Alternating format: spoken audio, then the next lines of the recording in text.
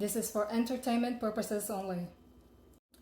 Do you know that by carrying 2 of these IDs, and I will tell you about it later, that it will override all of any IDs that the straw man is carrying in his pocket. Between these 2 documents, you can override any of your IDs right now by asking the hospital or the government, whoever is keeping, the original birth certificate form that your mother filled out at the hospital. Because on that form, she would have written it in uppercase and lowercase. It makes a difference already to what you are carrying today, all in uppercase. On top of that, it's been signed by a doctor and a nurse that weighs you based on your weight, length, width, and height. That shows that you're also a living person, not a commercial or commerce person in the service industry of entities.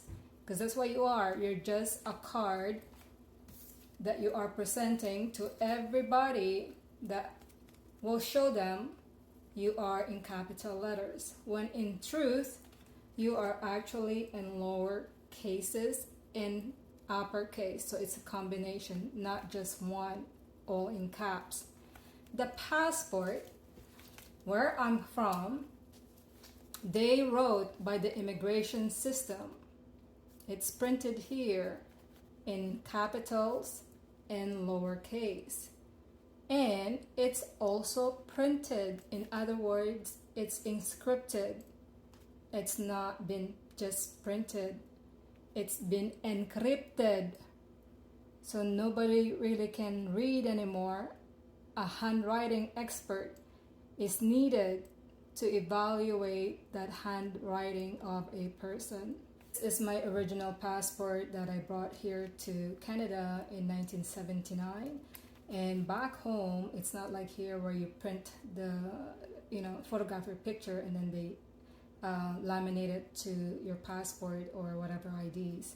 Back home, I initial this right in front of the passport office, and the passport office then stamps it to show that I was actually at her presence or his presence, in order for me to write that in front of them, so they know I'm a living person as well.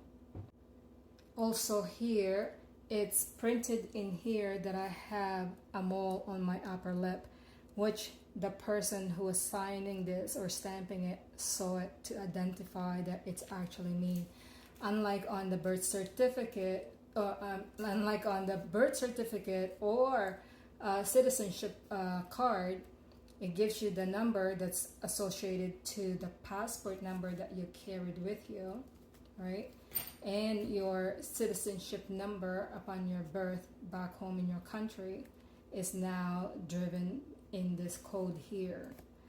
The algorithm based on those 2 numbers are the algorithms for your citizenship number. Okay, so they also encrypt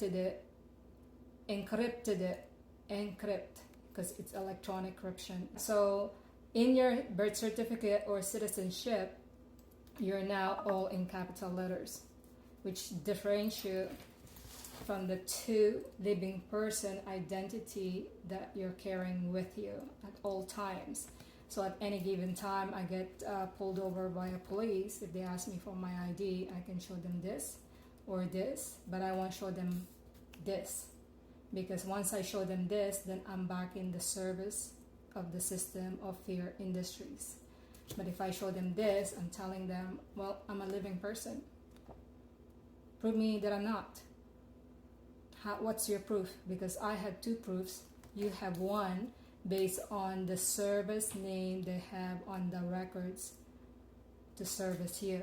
Get it? Because you're in every servers of the industries. That's how you recognize, because there's 1 server of information.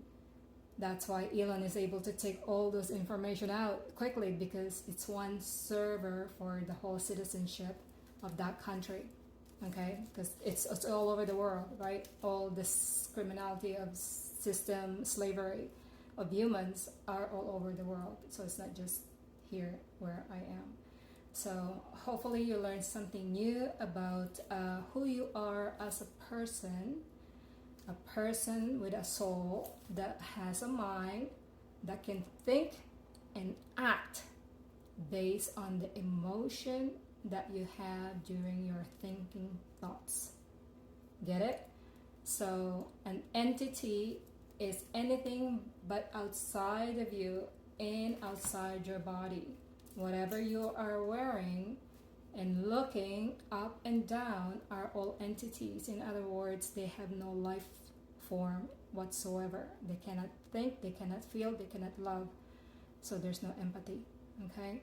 So that's another way of you learning between how to deal with a person-to-person industry versus person-to-service entity, right?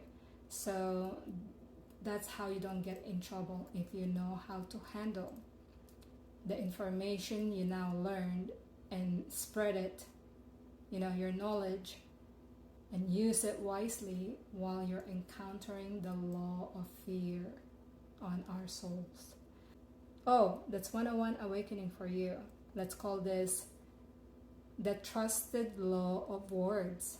That's a good one. The trusted law of words. Bye.